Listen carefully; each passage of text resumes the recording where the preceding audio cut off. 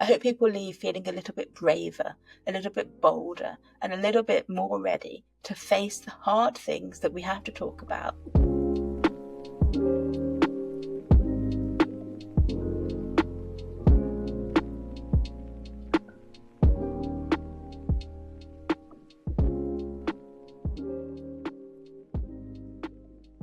The work that I do, what really ties it together is it's all about inclusion. It's all about equality. It's all about what we can all do to make a better and fairer society for everyone. That's the work that I do. That's the message that I lead with.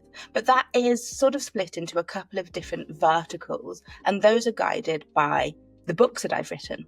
So in the last 4 years, I've had 3 books published by big 5 publishers. The first of those is Anti-Racist Ally. So Anti-Racist Ally is a really small little pocketbook primer around the topics of anti-racism and allyship. So a lot of people, a lot of businesses invite me in when they're on their DEI journey and they want someone who can talk to and about anti-racism, someone who can address these topics that can seem so hard and so intimidating and so big, and make people feel that change is possible, that they can be part of that, and that there is a unified thing that we're all working towards. So this book is really targeted at non-racially marginalised people.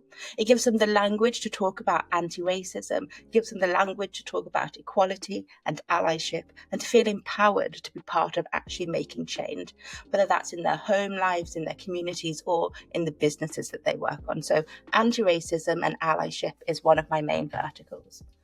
The second book that I had published is called Millennial Black, and that is a real focus on blackness and womanness. So all of my work looks at race, all of my work looks at gender, but Millennial Black, more than all of the others, looks at the intersection of the two. So again, taking the experience of blackness and womanness, and through this book, really talking about how that applies to the workplace, always with the actionable advice and tips about things that we can do to take back some of that control and to make things better and fairer for ourselves and for the people around us. And then my final book, my most recent book that was published, the light's too bright, that was published last year is The Glass Cliff. So The Glass Cliff really is a lot more gender focused than the others. All of my work looks at race, all of my work looks at gender, but they sort of slide in and out of primary focus between the different books. So often around International Women's Day or with women's ERGs, things like that, I'm invited to speak about The Glass Cliff. And The Glass Cliff really looks at women and it looks at leadership. What stops women from getting to leadership positions? What's the reality like for women when they do get there? What can we do to open that space out to more women? And how can we all be part of making that change, to making that accessibility of leadership, of financial security, of seniority in the workplace possible for everyone? All of my work looks at race, all of my work looks at gender, and all of my work really aims to take these big, difficult, scary, sometimes intimidating topics and break them down into really easy, accessible, and actionable things that people can use and take and leave a session feeling empowered and like they can make a change in their home lives, in their work lives, in the communities that they're part of.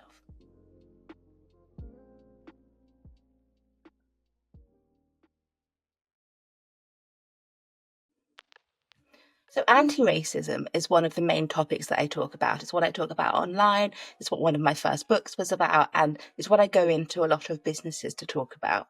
But one of the most useful things that we can do to start that conversation, I think, is to talk about the difference between anti-racism and simply not being racist.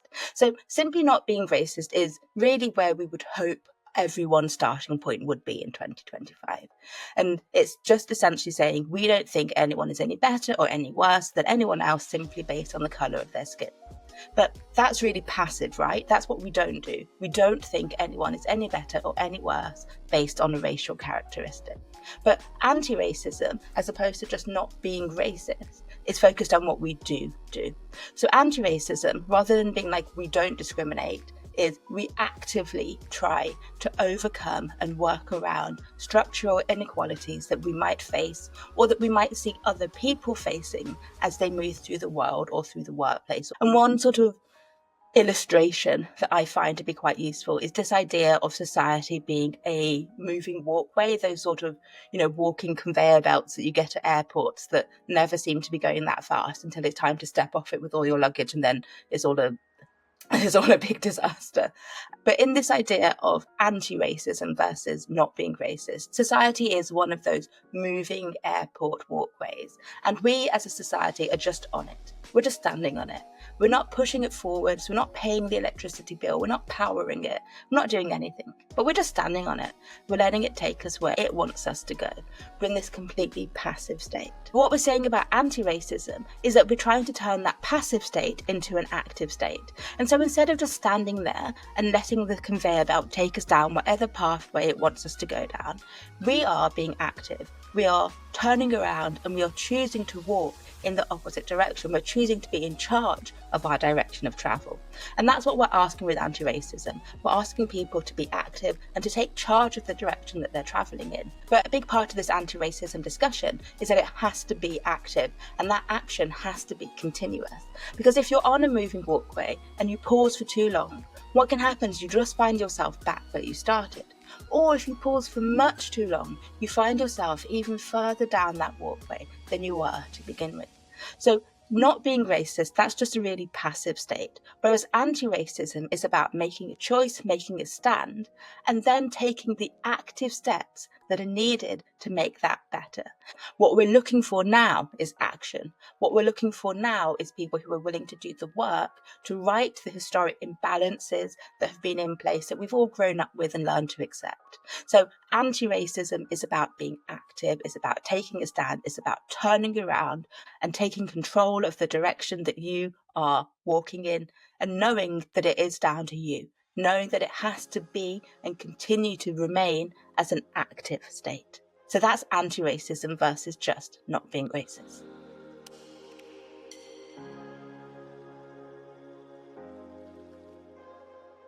So at its base, intersectionality is a term that was coined in 1989 by Black feminist thinker Kimberly Crenshaw. And what Crenshaw and intersectionality both recognise is that we are all made up of a whole range of different facets, different elements, different things that make us us. And when we think about ourselves, that seems really intuitive, that seems really obvious. We're all made up of nuance, we contain multitudes. And so those things that we contain, those identity markers, they could be our race, they could be our gender, they could be our physical ability or disability, they could be our class background, they could be so many other types of things. But they're all the elements, visible or invisible, that come together to make us us and to shape the way that society sees, perceives and interacts with us. But one thing that Kimberly Crenshaw and intersectionality recognises is not just that we're all made up of lots of different things. It's that some of those elements, some of those facets are uplifted in our society, where other facets, other areas of identity are less uplifted. They're marginalised, they're protected and valued less by society. And so in the Western world, in the UK and the US, for example, the identities that are most often, most commonly lifted up are those of whiteness and those of maleness. Those are the people whose voices we've heard the most and we've heard the loudest throughout history. Those are the perspectives and the viewpoints that have really shaped what we think of when we think of a baseline of person. They're the people who have made the laws, they're the people who have shared ideas and thoughts, written books, had a platform. But there are other identities like blackness, like queerness, like transness, like being a wheelchair user, being neurodivergent, being from a lower class background, whatever it is. Some of those elements, all of those elements, are valued less in our society. They're protected less. And intersectionality, it just recognises that. It recognises that we're all made up of a whole range of things. And some of those things are protected and valued more, and some of those things are protected and valued less.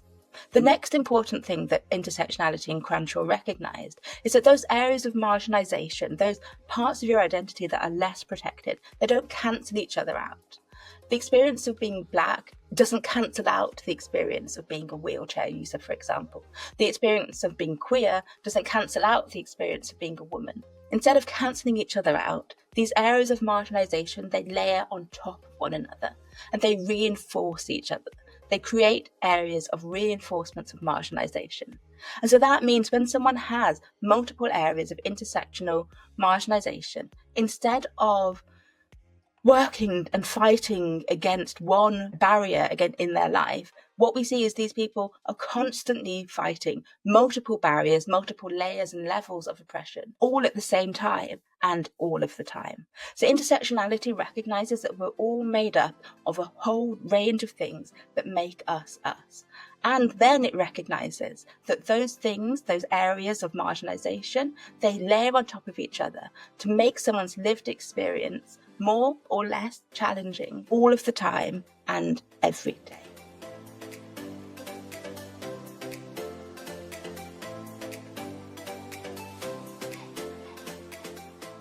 I've been doing this work for several years now, and I've gone into so many businesses, charities, organisations, student groups, whatever it is, and I've spoken to thousands of people at this point, from governmental officials to people just at the very beginnings of their engagement and discussion with this topic. And my aim for what I want people to feel is always the same. I want them to feel hopeful. I want them to feel informed. I want them to have a good understanding of where we're starting and why this matters. I want them to have a feeling of accessibility. So one of the problems I think in this area is we can use really big words and we don't give people a chance to understand what they mean. Because the words in the topic of race, the words in the topic of equality, of inclusion, they can be quite complicated and they can also change quite quickly. What might have been acceptable to say 5, 10, 15 years ago probably needs a tweak, probably needs a rethink now. And so I spend some time trying to break down those initial barriers to entry. I talk about the words and what they mean. I talk about where we are now, and I talk about where we want to get to. I talk about what we've won and what we've lost and what's at risk and where we are going together. So I really hope, and from having spoken to thousands of people, I feel confident in saying I know that people leave the sessions that I run feeling hopeful. They leave the sessions that I run feeling empowered. They leave the sessions that I run feeling that they have a better grasp of not only the stats and the facts and the percentages of where we are and where we need to be, but also language that they can use to have those difficult conversations, to stand up for themselves, to stand up for each other, and to say, this is what I believe, this is what I stand for, and this is what I will tolerate and what I won't. So I hope people leave feeling that it's been fun. And that can be really difficult because often people are brought to sessions like this as a mandatory session. And so it can be sometimes a little bit of a difficult audience to win over. We can have some people who feel hostile or annoyed that they've had to be part of this conversation. So I really try to meet people where they are. I try to make a fun and engaging session. And because that's how I think, I try to back everything with data. So I hope people leave feeling engaged. I hope people leave feeling informed. I hope people leave feeling empowered. And I hope people leave feeling that they can do a little bit more than they could have done before. I hope people leave feeling a little bit braver, a little bit bolder, and a little bit more ready to face the hard things that we have to talk about, and to know that they don't have to be hard or scary or difficult or upsetting conversations, but to know that they can be fun and they can be interesting and they can be authentic, and that you can get things wrong. And as long as you're not repeating that mistake time and time again, that's okay. Because we all have to learn, we all have to grow, we all have to be part of that support system for each other. And I hope people leave feeling as though I have now become a part of that support system for them.